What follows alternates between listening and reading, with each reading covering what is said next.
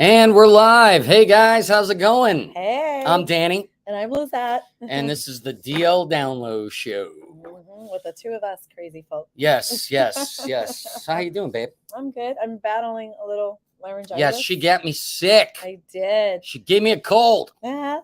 That's what women do. That's what we do. They give us colds. Yeah. It's I survived though. Barely. Yeah. I've never screamed in a CVS before. That was really exhilarating. What happened? They didn't get my so I go in there and I want to get my prescription. Okay. And there's 4 pharmacists back behind the counter. They're all joking and laughing and talking and telling stories. And there's a line of people and we're all just standing there while they just ignore us. Right. Okay. Now, I'm not the type of person to just yell right there. And I didn't right there. Okay. Okay. Okay. But I go up and I get the girl at the counter. I go, so how long before this is ready? Normally they tell you 20 minutes, right? She goes, I don't know. And I'm like, they electronically did this about a half hour ago. And you're telling me you don't know? Oh, I'm sorry. I don't know. I go, well, should I stand here? Should I wait? Right. Or should I not? She goes, oh, let me ask. And she goes, how long? Maybe an hour. And she said an hour before the person said anything. Right. And then the woman goes, oh, God, probably 2. Oh, my God. 2 hours for medicine? I'm like, 2 hours? And as I'm walking out, I mumble. I see her looking at me, and I mumble. I go, you were going to make me wait there for 2 hours? And I walk out. I didn't yell. But then we get there, and I forgot that the CVS closes, the pharmacy closes before the store. So I get there before the close. Women know this. It's not a sex thing. But we know the hours of our pharmacists, of our hairstylists, of our grocery stores. That's true. They're like they got like a whatchamacallit. We have an app for like Filofax in your brain. Yeah, Filofax in our kids. Look it up. So anyway, so I go in and I see that the pharmacy is closed, and I just turn around and scream, "Fuck!" like that. The whole store turned and looked. I was already on my way out though. I did it on the way out so nobody saw my face. And I turn back and I see the security guard running up to the front going, what's like he's got some action finally in the CVS. You made his day. And yet you still haven't switched pharmacists and go to my pharmacists that are awesome. It's so far. Oh, it's not. It's like 10 minutes away from where That's a long way to go. That one's like a minute. But the girls there are awesome at the CVS. Well, I'm not looking for any girls. CVS at the Target off of Hollywood Way. Those girls are awesome. Are we getting sponsorship from them? No, but I maybe we will. All right, go ask them next time. Okay, I think it's time to bring our guest in. This guy's a incredible comedian. Yes. He produces events. He's been in the business as long as me or longer probably. And this is going to probably be the 3rd time that I'll be interviewing him. That's right. Because I've interviewed him at the Uncanceled events, Uncensored, with Jamie Kennedy. With Jamie Kennedy, that he was, we're going to have him on at some point. At the Pineapple Grill Saloon and Grill. Yep. And Pineapple, yeah. That's a great place. It's a really nice place. And this is your fault. Okay. Let's bring him on. Yes, bring him on. Bill Devlin. Woo. Whoop. There we go. Hello, Bill. How are you? Oh, we can't hear you. Oh, let me unmute you. Yeah. He's. Oh, you got to unmute yourself, I think. I muted myself. How about now? Hey, there we go. All right. There, I figured it out. Welcome. It's Pineapple Hill. Pineapple Hill is Pineapple Hill. Right. Uncanceled comedy show at Pineapple Hill. So much for the Filofax. I can get this right. It's like a year ago too that we did that. Exactly a year ago. St. Patrick's Day. March. Wow. Yeah. Speaking of that, how did your St. Patrick's Day show go? Sorry, couldn't make it.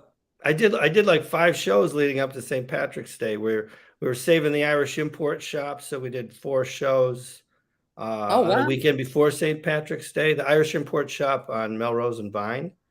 And we did a bunch of shows. What is it? Yeah. It's an Irish. Well, here's the deal. There's an Irish import shop that's been there for 60 years. This is actually their 60th anniversary. And so you can buy all kinds of Irish snacks, and you could get blood pudding. And nice. it's good. I actually thought that sounded disgusting, but when I was in Ireland and I had it, it's great. It's just really sausage. It's like, why is there black blood pudding? But it's really just sausage. So you've been to Ireland? Yes. Wow. Yeah, I highly recommend it. We want to go. My brother went, and he says it's a beautiful place to go. Daniel Patrick McDermott's here. Yeah. Speaking Irish accent the whole night. How many times have you been there? How many times have we been to Ireland? Just once, but my wife and I went, and we rented a car and we drove all around, and it was amazing. Wow, somebody married you? Yes, 18. I've got a Hollywood record here. I've been married for 18 years. Wow. That's amazing. Wow. Is she also go ahead, Bill. Yeah, she's home right now. Is she also in the business? Like, is she yes, she has a catering company that she caters to film and television. Oh wow! Oh wow! So she caters everything from student films. It's called B&G Thai Food Catering, and nice. So she's from Thai. She's from Thailand. She's from Thailand, and so Thai food is her specialty. But because she does movies where she's on there for like 4 weeks at a time, she does everything. She does breakfasts and all cuisines. And it's amazing. We haven't eaten yet. Yeah, and that's a smart thing for an actor to do. Marry a woman with a catering company. Well, she didn't. You don't know. She didn't cook. We were married for 2 years, and she didn't cook a thing. And then, and then I bought her a pot. Oh my God! And then I'm sitting there watching TV, and all of a sudden she goes, "Oh, here, some coconut shrimp." I'm like, I didn't even know people could make coconut shrimp at home. I'm like, because it was like perfect. Like, you made this? Oh yeah, you gave me the pot, and then just magic stuff started coming out of this pot. And you sure she didn't have a leprechaun there that she was using? And so I have a couple friends that are producers and in the business, and they're going, "This food's amazing. You got to cater for my." One guy had a wrap party for The Bachelor. And Florence Henderson was there, and Paul Sorvino was there, and a bunch of celebrities and all the Bachelor people. Which I don't watch the show. I didn't even know any of those people. But and then everybody loved her food. And then somebody's like, "Oh, you got to cater for our film coming up." And then just word of mouth, just one thing led to the next, and boom, she's in business. Yeah. She can cook really well. She cooks amazing vegan food. Really? I'm not even kidding. And I keep telling her, she should do a food truck, a vegan food truck. Nobody's ever done that, I don't think. However, he's never bought me a pot. And if you do, buy her a pot. I bought a whole set. What are you talking about? Danny, get her a pot. When we first moved in, I bought her a whole set. Are you vegan? Are you vegan? Yes, I'm vegan. I'm vegan. I've been vegan for 2.5 years now, but I've been vegetarian for like 25 years. I'm half vegan because of her. So that's the thing about catering for film and television. You get these people like, I'm a vegan, gluten-free, and I don't eat soy. I'm like, well, soy, are you crazy? I would like, what do you like? Broccoli. How about just some broccoli? And but she makes all these dishes for all these specialty diets. That's where she really excels, because you get the lists of dietary restrictions we get are bananas. Like literally, people.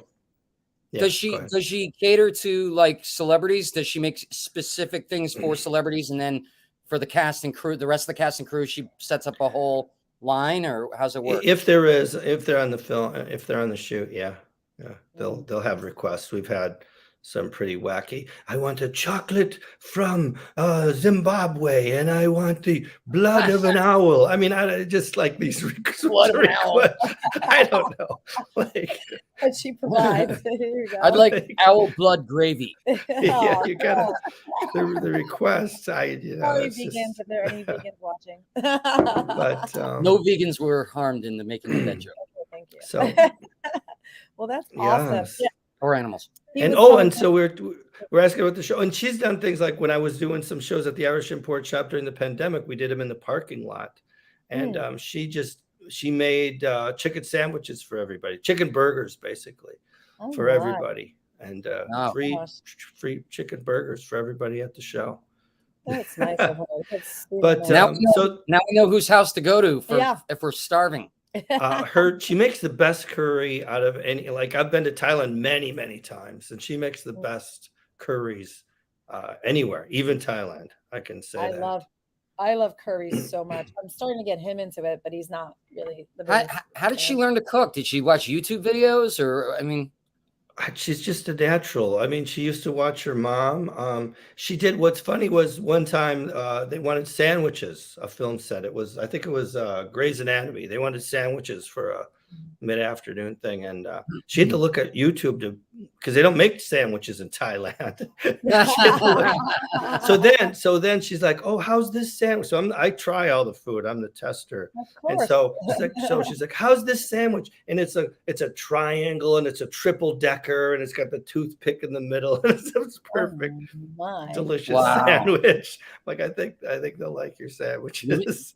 You're making me hungry. I haven't eaten yet. We are starving. So. Oh my gosh, we got to come over. I'm right here in North Hollywood. Oh, you're in North Hollywood too? Yeah. Nice. So we'll get you guys. Colfax. Yeah, I'm right down the street from you. No way. All right, we're coming over.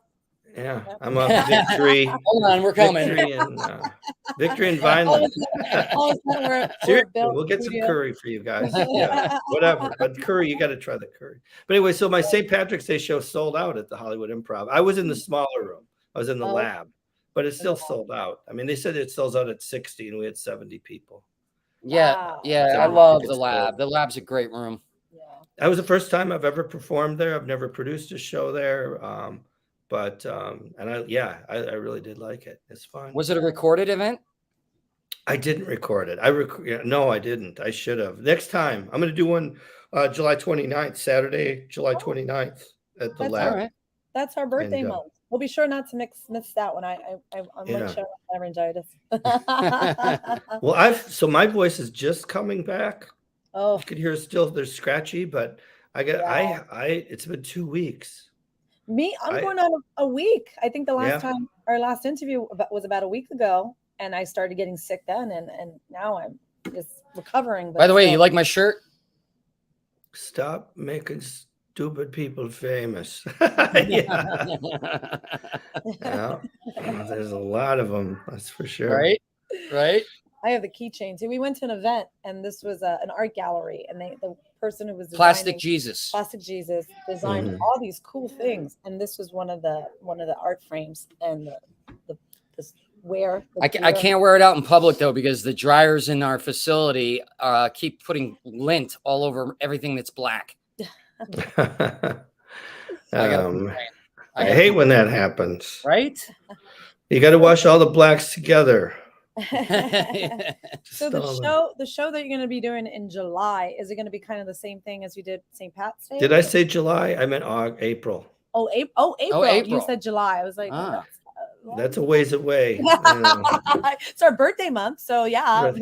But this, April. I'll have shows in July. I'm sorry. I was doing the Ice House, and I'm going to get back into the ice. But I was doing the Ice House. I sold the main room in the Ice House out for six months straight. Wow. Yeah. One show a month. Like that sounds great. 6 months straight. It was crazy. Every day. Every day there's a show. We were talking about this. We went to the Ice House not so long ago. I did a set at the Corbin Bowl, and the owner of the Ice House was there. Jerry. And he gave me his card. Johnny. Yeah, Johnny. And he gave me his card. He said, "Danny, I want you to come as my guest with your girl for opening night. We'll pay for all your food and drinks." And he just made the whole staff treat us like gold. It was amazing. Yeah. He had vegan food. He had these Beyond vegan burger sliders. Oh my God, they were delicious. I haven't even been there. I haven't even been to the new one, but I did meet Johnny, and he loved my shows. And I had a band warm up the audience before the show, and he's like, "This is just what I want." And I said, if you're remodeling this place, you got to have a bar so people can drink, because the problem is my people want to hang out and drink after the show. And the way the Ice House was before the remodel was, they just funneled you out. And I was stuck with like 12 drink tickets. I'm like, what am I trying to drink down as much beers as before the bar closed? Do they still work? Yeah. But now they have a huge bar. Their bar now is big. Like it's a whole room almost. I gotta get down there. And they got a giant polar bear. You can sit in his lap and take pictures. Mm-hmm. How come I haven't seen that? I gotta get down there. I was thinking I should go down there tonight. I don't know what's going on. You should. And the wait staff is awesome. They really are cool. Super, really cool. We hung out at the green room, which is like a little ice box, like a little, you know, when you're watching a hockey game, you're like in a little ice. That little, what do they call that? The ice box. They call it. Box, yeah. Where you get. So it's like a sealed room with no sound can come out of it, and there's a whole wall of glass so you can watch the show. There's speakers piping it in, but if you want to talk and just hang out, and there's free booze in there and stuff, and you can hang out. Yeah, and you can hear the show still. You can still hear the comedy show. But is that like the room that people can reserve for parties or something? Yeah, I think so. Yeah, like that. They have a room like that. Right. That was just the opening day. So that was, you know, he had it specifically for his guests or whatever like that. Now, somebody told me they have a smaller room called the California room, and they were saying that's almost a better room like that. They said that's a great room too. Yeah. The one in the back. The one in the back. Yeah. We took a look over there too. And that was a nice room too. Yeah. They're both great. The back room's pretty much the same as the old one, I think, but it's nice.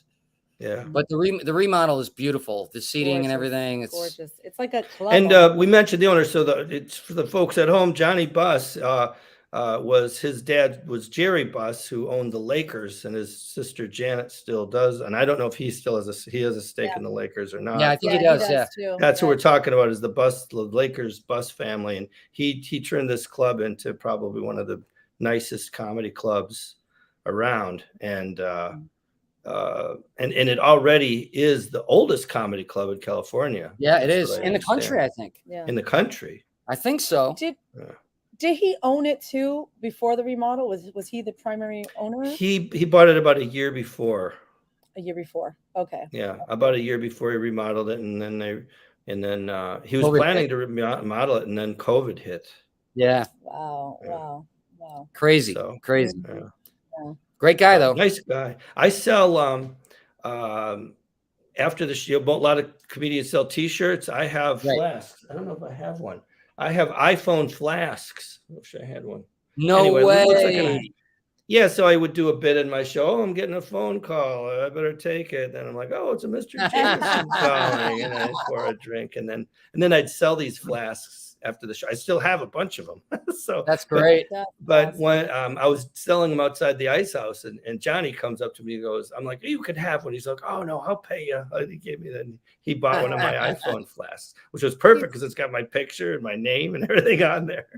We always have to have our swag, right? Because you got to have something.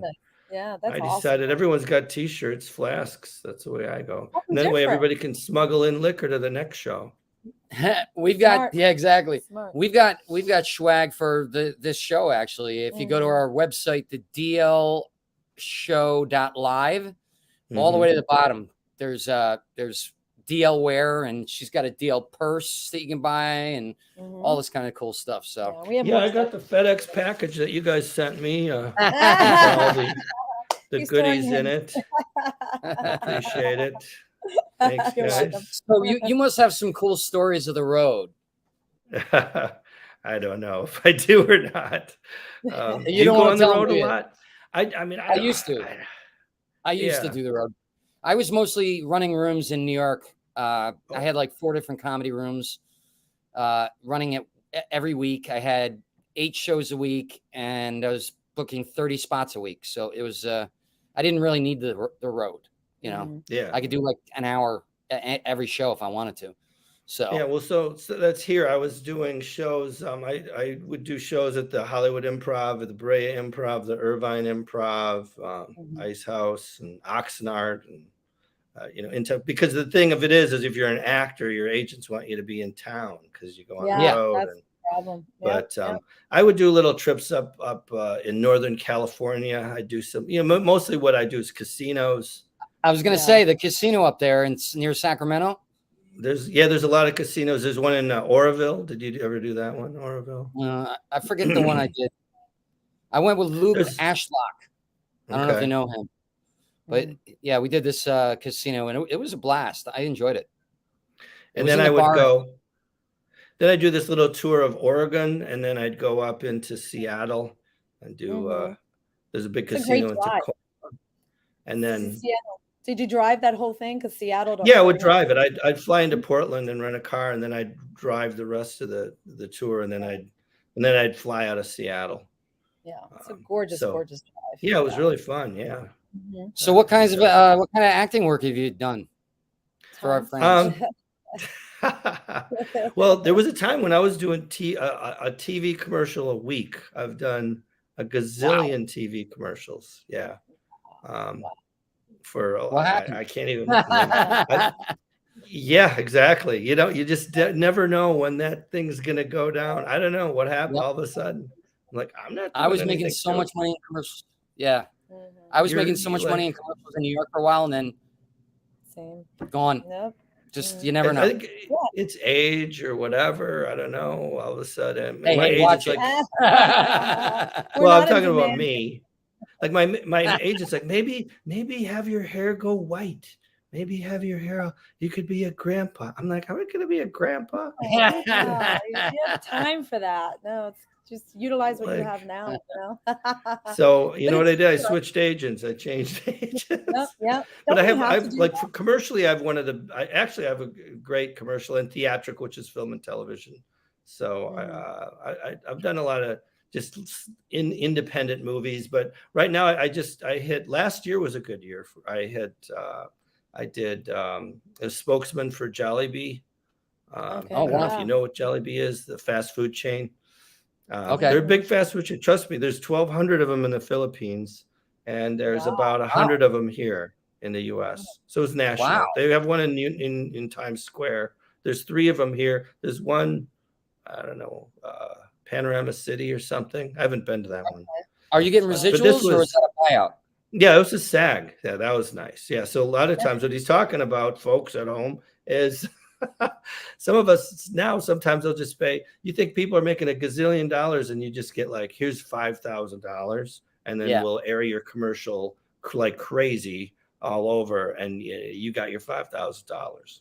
How is that legal? Even people like Domino's are doing that. I know a friend of mine. Crazy. I thought, wow, you must be making $1 gazillion on the Domino's. Like it was a buyout. Yeah, but it's wrong. Doing that, it's wrong. It's like it's taking money. I mean, I understand when you're non-union and get buyouts and stuff, but when you're a national company, like Domino's and McDonald's and stuff, you shouldn't be doing that. You have the money. They just they don't want to pay actors, And the bigger the company, it seems like the less they want to pay. I mean, I don't want to say names, but like Flamazon.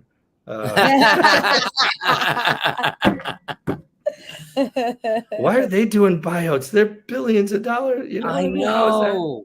People buy stuff from Amazon every day, I think. That comes down to a union thing. But anyway, the Jollibee thing was union. It was all Screen Actors Guild. So it means every time they air it, you get residuals. They air it on the internet, you get residuals. So it was great. And then it was billboards and bus benches and all over the country. And then they even did a airplane. It was like one of those airplanes where they fly by with one of those big banners. Oh, wow. They even did that with me. I play a lawyer. I'm Better Call Saul. That's what, because the commercials are all, I'm a cheesy chicken sandwich lawyer. Trying to get people chicken sandwich. Everybody needs one of those. Yeah. So you can pull it up. But anyway, so it's a great campaign. It was a fun. I love that character. I really, I love that character. Do you do voiceover too, Bill, or you're mostly on camera? I do. What's really funny was I had one here. Let me tell you this story real quick. I was drunk at the Improv bar one night. Talking to this woman, and she said, "What she's asking me questions." She said, "So do you do characters in your act?" I'm like, "Oh, not really, but I can do a lot of different voices." And I did a few voices for like old cartoons, like Mr. Magoo, like by George Waldo and Droopy. What? That makes me mad. Oh my God! I know that. But anyway, I did a few voices for her, and I said, "But it's she said, well, you have an agent." I'm saying it's so hard to get a voiceover agent. It's just it's impossible, and you got to have a whole thing. She said, "No, I think you could really get a voiceover agent." So I'm like, no. She said, "Yeah, because here's my card. I'm a voiceover agent. Come and meet me."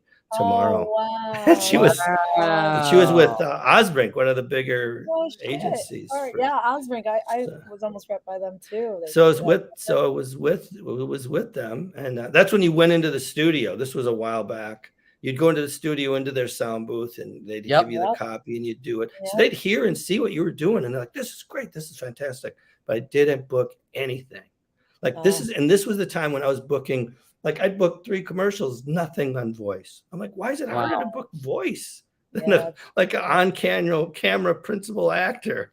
And so after a year, they dumped me. I didn't blame them. I'm like, oh, I didn't book anything. I think the key to voiceover in LA is you just got to have a killer voiceover reel. Yeah. Because and they'll book you based off of that. I think sometimes. Right. Yeah. Which so I haven't even made that. I never made a voiceover reel, but I need to do that. But anyway, so recently, I did mine when actually Chuck Duran.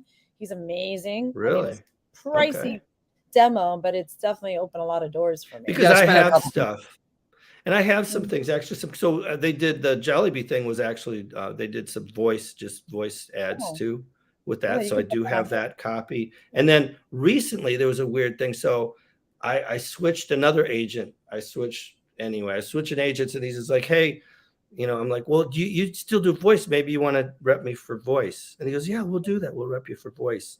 And then like a couple days later, he sends me this copy. They wanted a spooky, it was a spooky radio, a spooky movie trailer announcer. Okay. So I'm like, yes, sometimes you just can't help that sort of thing. Awesome. It's basically like Boris Karloff, but nobody knows who that is anymore. So I send in the copy, and then I get a phone call because I just did it on my phone, right? And I had a microphone attached to my phone, but I just did my phone. So I send it to him, and then he calls me like 5 minutes later.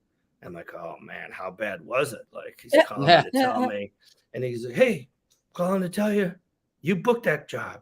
I'm like, what? Oh, wow. And I didn't even know what it was for. And it ended up being a pretty big, it was for Target. Apparently Target has a goth Target. And it was for goth Target. So then they sent me the real Target. Because I just made up there was no copy. I had to make up the copy for the audition. So I just made this thing up. And then it ended up being pretty close to what they had. I don't know if it was a fluke or if they kind of copied what I said. I'm just trying to picture a goth Target. Is everything black? Like everything they sell is black and white, or? Well, here's the deal. Apparently, there's a building in Chicago that was an old goth-looking building, and they turned it into a Target. And then the TikTok, it became a big thing on TikTok. Goth Target. Wow. And, but so what Target did in Chicago. I got relatives in Chicago. So what Target did for this campaign was because this was so big on TikTok that they made a what do you call it? An immersive, like a virtual Target that you can. So you put on the glasses and you can go into this goth Target, and there's spooky stuff, and you can shop virtually. This is a new world for me, but that's what the commercial was for. Was goth Target. How long ago was this? How long ago did you do that? Last Halloween. Oh, okay. Do they have goth people working there? And it was pretty good money too. It was several $1,000s. Wow. But do they have goth people working there? Do you know? Do you know if they have? I don't. Maybe you can look it up on TikTok. Goth Target. It'd be a smart thing for them to do. Hire a bunch of goth club people. I'm sure they probably have them wearing. I'm sure if you walked into goth Target dressed as a goth looking for the job, you'd probably have the upper hand, right? Yeah, I'm sure that's their criteria. Hired. Now I'm trying to picture you in goth makeup. Well, so it was a voice. It was voice. So actually, my voice was coming from a skeleton. Oh, that's cool. That's awesome. Yeah. That's so much fun. I love Halloween stuff. My buddy created the skeleton on what's his name? Oh, the late night talk show, the Scottish guy. What was his name? Not Craig Ferguson. Craig Ferguson. Yeah, my buddy was a writer on the show, and he created the skeleton on the show. Well, do you know Josh who did the voice? Josh did the voice later. Okay. I think John originally did the first voice. He did it at first, and then they switched it to that Josh, I think, later. Okay.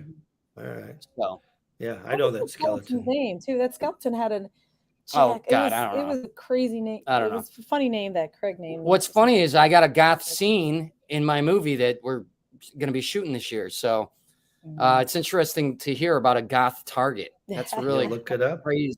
You get sponsorship for your movie. Yeah, there you go. Ooh. But yeah, so my first thing for voiceover, I hit it. I hit the nail right on the head.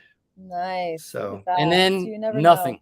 And then nothing. Yeah, I've been getting I do a lot of voiceover auditions now. Yeah, so, and you can live off of it. If they do a couple of the grand, you can live off of that for a little bit. I love doing voiceover commercials. They're so easy. Yeah. And so with Goth Target, they didn't care, and they had me do it a couple times. They had me do a couple of things, and I just did it on my phone with the microphone on my phone. They didn't care.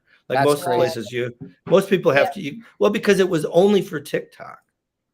So okay. So that was probably okay. It was just for TikTok. That's all it was. Yeah, we have some recording, a mini home recording studio, but I'm trying to expand it. But yeah, it's like I want it to sound great, because there's so much competition in voiceover stuff that you're competing with people who have like thousands of dollars in equipment. So, I didn't have that before I met her during COVID. I've been doing this cartoon series for about, I don't know, 6 or 7 years now. And I play the bully, Minetti. He's like, you can run, but you can't hide. And I had to go on my bed, put the blanket over my head, have my microphone and my computer, and just do the recording up at my buddy's. He's staying at the old Julian Lennon's old mansion. And so I'd go up there and I'd do it under a blanket on the bed. It's crazy. Yeah. The things we have to do, right? Yeah. So I'd like to get more voiceover. So I used to I used to work in an escape room a while back before COVID, and on my breaks, I would go to my car and record voiceover auditions because I worked at night, so I couldn't do it. It was too late by the time I got to work. So I had to go in my car. I had all my little equipment, set it up, and in my little break of 45 minutes, knock out some voiceover auditions. It was ridiculous, but you got to do what you got to do. I want to talk more about your independent film work. So do you do independent films? Is it because a lot of people who do independent films, they have friends who are producers or writers and they just kind of bring them in. Some people audition, obviously. I think that's the best way to go normally because you don't want a diva. But how did you get into independent films? Yeah, it's pretty much friends of producers that call me in. That's cool. I mean, I've auditioned for some. Actually, this is the 20th anniversary of one of the first films that I starred in, which it turned into a cult hit called Rectuma. Wow. What is it? It's called Rectuma. And it's just what it sounds like. My character has a problem with his ass. And then I go see a Japanese doctor. He sticks a nuclear rod up my ass. It develops a life of its own, and it breaks off and runs amok. Wow! I'm just me. I'm just me. You can look it up, Rectuma. I'm just me trying to get my ass back, and then it grows into this giant 20-story monster ass that attacks Los Angeles. That's hysterical. So wait a minute. It's a 20-story thing. So are you just on top of it because it's your No, asshole? I'm just me. I'm kind of like the straight guy in the film, actually. All these wacky people are trying to help me get the ass back. And so wait, your ass actually separates from your body? Yes. So now I have no ass. So in the movie, the director just had me I had a pillow tied around my ass because I don't have an ass, so I had to have a temporary. So you couldn't go to the bathroom? That's hysterical. So it's. I think it's pretty funny. It's not for everybody, obviously. I'm sure there were a lot of jokes on set. And there's some things that could have been, if I didn't write it, I didn't make it, but I did audition for this movie, and it was just a regular part. Like you would never know what the movie was about. Like it was just a guy at the grocery store or something when I auditioned. And then they called me like, okay, well, you got the part. I'm like, great. What? He's like, well, this is the lead character. So you're gonna Wow. I'm like, really? So Congrats, it was, man. yeah. So it was, so this is the 20th anniversary. I don't know if they're going to do anything about it, but it's sold in a few countries, including Japan. So I have the Japanese version of it where I speak Japanese, and the movie poster, the Japanese movie poster. And Did you get residuals for this? Yeah, yes. Wow. And That's so fantastic. it's called Ass Monster. in Japanese. Is it streaming on anything here in the US too? Yeah, it's on Tubi. I think it's everywhere now because it's so old. It's probably on I think YouTube. you can see it on YouTube. You can watch it on Tubi. Tubi? Okay. It's a lot of stuff on Tubi lately. That's And awesome. that same director, he's like this cult kind of a director. So I played a lot of wacky characters in his movies. Like I played Noah in a movie called The God Complex. And that was it was kind of funny because, God shows up to Noah, and asks him, he's like, what? You want me to do? What are you? And then he's like, yeah. And I'm like, I'm going to build a boat. How am I going to build a boat? And then he's like, here's all the material. I've produced all the material for you to build the boat. And I'm like, if you could just produce all the material for me to build the boat, why don't you just produce the damn boat? Why do I have to build like the boat? Hysterical. Did you ever see Holy Moses? I did not. That's with Dudley Moore. Oh my God. Mm-hmm. I probably did because I think I've seen everything with Dudley Moore. He's my favorite. Oh, I love Dudley Moore. It was about the guy who he was nearby the burning bush or wherever Moses was. It the burning bush? No, he was near Moses when God talked to him, and he thought God was talking to him. And so he's right behind Moses trying to do the miracles. Mm-hmm. It's really good. It's I gotta really watch fun. that. Really, really funny. Really, really funny. What was the one with oh my God, the one with Mel Brooks, The Wonders of the World, or History of the World. They just made a new one where he goes. Yeah, I heard that. Yeah. He goes, here are your 15, and he drops 10 commandments. 10 commandments. Yeah. I love that one. Yeah. Favorite line of the whole entire movie. I was like, I gotta watch the new one. My grandpa was watching that with me one day. He's like, that's not how, he was very religious. He's like, that's not how it happened. My grandpa, it's a movie. I wrote a short called It Was the Snake's Fault about Adam and Eve and how the snake got Eve to eat the apple. And I played the snake and I was like, Eve, what the? And I was like doing all these breakdance moves because I had no spine. Right. That's great. So I've ended up doing a lot of horror movies too because a friend of mine ended up, and he still does. He directs a lot of films. Well, for Asylum, the Sharknado people. Oh wow! Okay. And he's a friend of mine. So if he wants somebody to come in and do something funny, usually in the horror film, he usually has me come in. Wow. So and he did a Leonard Skinner movie, The True Story of the Leonard Skinner plane crash. And so I did a cameo in that, and then a bunch of other crazy movies like you've done a lot of stuff. 12 and well-rounded artist. Do you ever help? Do you ever help in the producing? Not for movies, no. Really? I have not. No. It's not easy. Yeah. I've been trying to get mine made for 6 years now, so we're up to 750K. Christopher Titus is directing, which I'm very excited about. You know Chris, right? Of course, yeah. You know Titus, yeah. Not yet. Yeah, he's a genius, man. I'm really excited. That's awesome. I've read now, of course, everybody in Hollywood has a screenplay. I have screenplays. Oh, everybody. I was going to ask you that. So you write? Yeah. How many scripts have you written? 3 okay. Scripts. Yeah. And a lot of short stuff, I'm sure. And a lot of short, a little short stuff. Yeah, stuff. Yeah. But the big one that I thought I really like, I don't even know when I get into it, but it's called Demon City. Is the title, and it's based loosely on a true story of what happened to me. I actually had a thing come into our house when I was a kid. I was not a young kid. I was like 15 years old.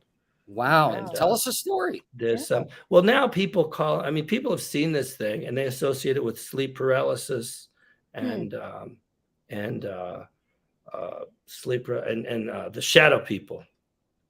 Yeah. I didn't know because this was, back when I'm 15 years old, and I didn't know. But this thing was, I'd wake up, there'd be a humming noise, and I'd look, and I couldn't move, and I couldn't yell, and I saw this thing, and then it came floating at me, and then all of a sudden I'd be like, and that's the classic sleep paralysis. Okay, right. Not when it happens to you almost every night, right? Wow. So it happened so much that I had to go to the library and try to look up books on what was going on. And I found a book about astral projection. I was just reading everything. I don't know if you know what that is, but people say they can travel out of their body, and some people say they can go all over the place. Well, I'm like, well, this sounds like what's happening to me, but I'm just like a couple feet, because I can't control my body. So then I worked on it. So then when the thing would come around, I'd wake up, I would just concentrate on pulling myself back in, and that worked. So, and then here's where the story gets corroborated is then all of a sudden my sister, we didn't talk, tells another sister that there's things been coming into her room and attacking her and making her float around the house. So I'm like, oh, and then all of a sudden I'm like, wait a minute, float around. So she's really floating around. Like, I'm just like up here. It's got her like, they're dragging around the house. So then she described it to my one. So my sister Colleen, she tells this story to her, and then just independently, then I tell her, and she's like, that sounds like what's happening to Mary Jo. And so then she said, what did it? So then I describe it and what's happening, and she just turns white. She goes, this is the same thing happening to both of you.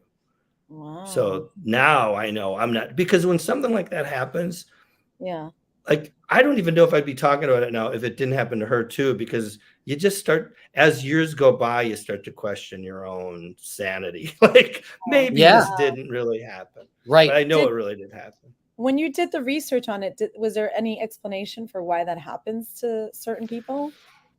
Well, the books are all about mostly people that do it, and they say they can travel into outer space and all over the place. So it was the books are but there was a thing in the book, and that's where I kind of based the premise on the movie script, is that it said, but when you're out of your body, there's all kinds of evil entities that want to try to get into your soul. Right. Yep. That's crazy. Like they want your living body. So you got to be careful, that type of thing. Oh, sorry. No problem. I was reading books on it when I was young, when I was 16 years old, and I was practicing trying to get out of my body, and I was getting close. And I got to the point where I was laying in bed, and I sat up, and I realized I wasn't in my body. Before I could turn back to look, I saw a woman near my door, dressed like an old school mom, but she was young and pretty, blonde hair. She had the full length white with ruffles shirt and the long black skirt all the way down. And I saw her, and I sat there for a second, and I was like, okay, now I'm going to get up. I tried to get up, and she came running at me, and she's like, and she's like beating me like this until I fell back into my body and woke up. Yeah, see, there's things out there. Yeah. I mean, well, what I thought, and I wouldn't expect anybody to believe this if it didn't happen to you, because I would be pretty skeptical. But I'm telling you, it's happened. There's things out there. What I thought was happening was she was attacking me, but when I woke up, I started thinking about it. I was like, wait, maybe she was protecting me, telling me not to get out of my body. Oh, that's true. Yeah, you know what I mean? So, because it didn't. It was weird. I know one time for a while, I'm going to say about 6 months, I kept having the same dream over and over again, where I would look at myself sleeping and be doing these somersaults, like in the air, like flipping nonstop. And my body would feel it, but all I could do was look at myself, and I couldn't do anything. And then I'd wake up. And I think this started actually after my uncle died. Nobody in our family died since my grandma, which I was 9. It was about another 10 years, and my uncle died. when he died, I started having these dreams and I didn't know what was coming from. And it went on for like 6-7 months. And I didn't want to tell anybody about it. I thought it was just something that was just weird with me. And I didn't tell anybody about it. And they just stopped out of nowhere. They just stopped. But listening to you tell that story, I'm like, wow, maybe I was experiencing something having to do with the other world or something, trying to warn me like they did you, or something I needed to deal with. But now watch, I'm going to have that dream tonight. And I grew up Catholic, so I ended up getting an exorcism book, and I did an exorcism on the house, and it actually worked. Yeah. Wow. It actually worked. All right, you got to send me that. Yes. I want to see. No, I'm serious. I want to look at that because so it's a movie script. So basically, I had to make it exciting. So the thing actually kills my parents, and so the kids are left to fend for themselves with grandma and grandpa, and then it goes in. So I have this whole experience with the demon, and it kills my girlfriend, and then it goes back to now. So now I'm a kid. I have experience with this demon now. So what happens is it comes to now, and there's all these mass shootings, and I see on TV one of the guys. Here's one of the mass shooters, and and they bring him in, and I see in his eyes, I know that look. I'm like, that's the demon. I could see it. So this movie basically says, this demon is getting into people and turning him into the mass shooters. And that's where I'm getting the pushback from Hollywood. They're like, oh, a movie was shooting. Everybody, look at John Wick. People are getting killed. There's guns and people like, but is this too close to home? Because, that's what I wanted. I wanted the people to think, who is behind these mass shootings? Why is this happening? What's going on in people's heads? What's something? That's actually really good. That's a good story. Great concept. I love it. We talk about like, why are all these mass shootings happening all of a sudden? It's become like a thing. I think I know. I think personally, I think I know why. Back when we were kids, we all got bullied. We all got beat up. We all fought. We never took out a gun and shot people. Okay. Right. Now they got all these kids on meds, all these mind altering medications. When I took Adderall as an adult, I realized it kind of helped me focus, but it also, if I was got into an argument, I would fly into a rage, and it was not me. It was not me. And I think these mind altering medications, that was just Adderall. Some of these mind altering medications that these kids are on, and they never talk about it on the news. Funny that you mentioned that, though, because I brought on a friend of mine's. He's a producer. He actually did Monster Quest. Okay. He's the producer and creator of Monster Quest, and he also he's the go-to guy for Bigfoot. And actually, he did a pilot that I did called "Comedians Looking for Bigfoot," which was hilarious. It was great. Comedians Looking for Bigfoot. I saw that. And so. Yeah, it was great. It was me. Anyway, David Race, myself, and Craig Coleman were but Doug had us. So he was helping us pitch the movie, and he's like, "I want you to write this into the script," and we did. That the people that were also being possessed by the demon were taking. There's a name for the drugs you're talking about, and it's in the script. I don't remember what it was. But there's not psychedelics. Psychotropic. Yeah, psychotropic drugs. That's exactly it. Yep. In the script, they are taking psychotropic drugs. Yeah. And we're not flat out saying this is why, but people could put it together because it's clearly that they are if you had a graph of shootings, if you had a graph of shootings from the 70s up until now, and you had a graph right with it with children on meds, I guarantee you it would be like right along the same path. Well, he said there's research that a lot of these shooters are on psychotropic drugs, and nobody's mentioning it, like you said. Yep. Yeah. Because why? Because the drug company. You can't fight the drug companies. And we talked about that in the other podcast I did.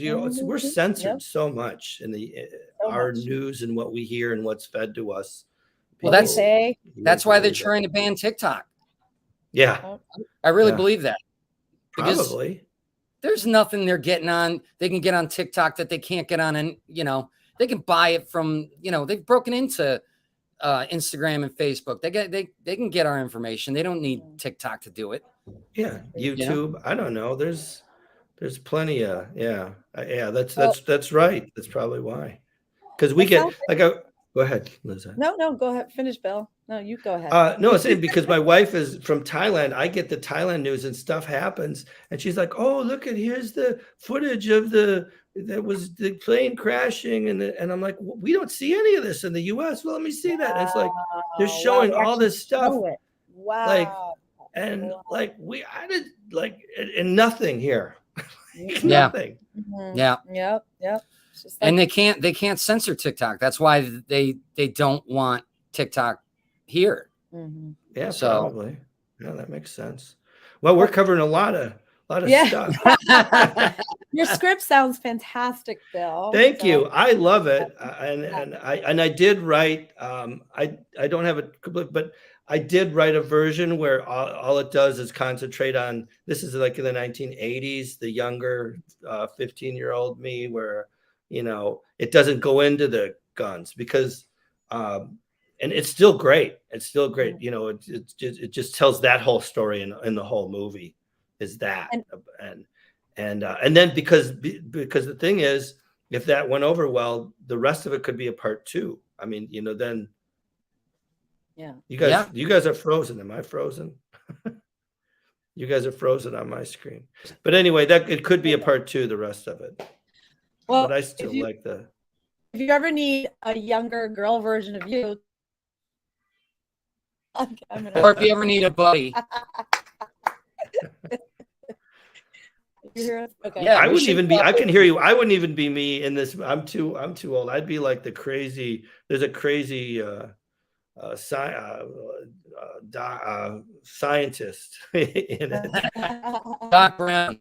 That's awesome. Yeah, I'd be the old guy in it. So where can people find you? BillDevlin.com. Oh, so I guess they can't find him.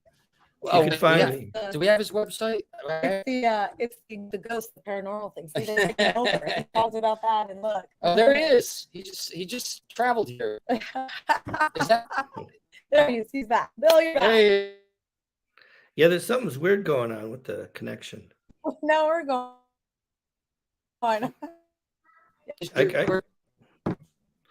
I can't hear you guys as well.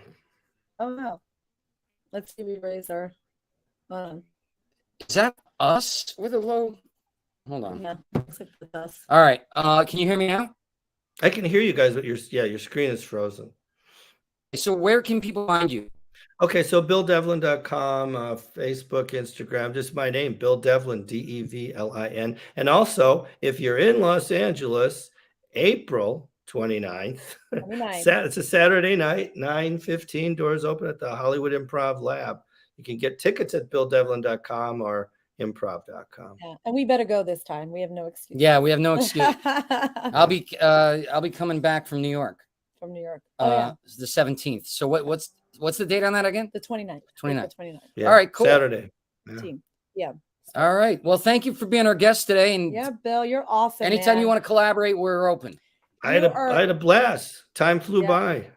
It really did. You're an inspiration, though. You do so much, Bill. So keep doing what you're doing, and look forward to see your show soon. We'll do it up. All right, guys. We'll have to talk later this week about more stuff. Yeah, absolutely. Absolutely. Let's do it. Let's do something. All right. Thanks for watching, folks. Brother, is this it? Am I signing off? Am I saying goodbye? Or? Yeah, you are, unfortunately. We don't want you to go. we can't go on forever, man. All right. But we'll have you on again for sure. Yeah. Tell your wife hello for us, too. I will. Yes. We'll get Send you us some food. curry. Send us Thai food. We will do it. All right, brother. Okay, guys. Bye. All right. Bye-bye. All right, guys. So that's it. What a great guest, well, brother, he's so good. This is like the third time I've talked to him and interviewed him, and he always has something good to say. He always has some stuff to talk about. He's a really good person. I like him a lot. And he works so much. He does so much as an actor, comedian, funny guy. Funny guy. So thank you, Bill, again. Thank you, Bill. And yeah, that's really good. I love meeting people who are creating their own work like we do. Absolutely. And to have a good story. I mean, he made me realize some things about my dreams in the past. I love that we got into the paranormal stuff. That was so much fun. Love that. So let's get our sage out. Yeah. Guys, we have the website back up, and it's going to stay up now because I paid a lot of money. I hope so. It's the dlshow.live. And so we want to thank you again. And but our website, we have merchandise. We need to, we have merch, sell stuff. So we want everyone to show off our stuff too. So go check out all of our merchandise on our website. Yes, yes, check it out. And I'll be doing. Just check me out on. You can check us out on that website. Danny P. McDermott on Facebook, and Danny McDermott LA on Instagram, and Lizette Santiago on Facebook, and all about Lizette Santiago on Instagram. Because it's all about her. It's all about me. Even though I put him a lot on my Instagram. That's true. That's and true. our kitties. Well, I am handsome. Oh boy. No, I'm not. All right, show's over. I don't know. She says I am. Time to wrap. All right, guys. Have a good one.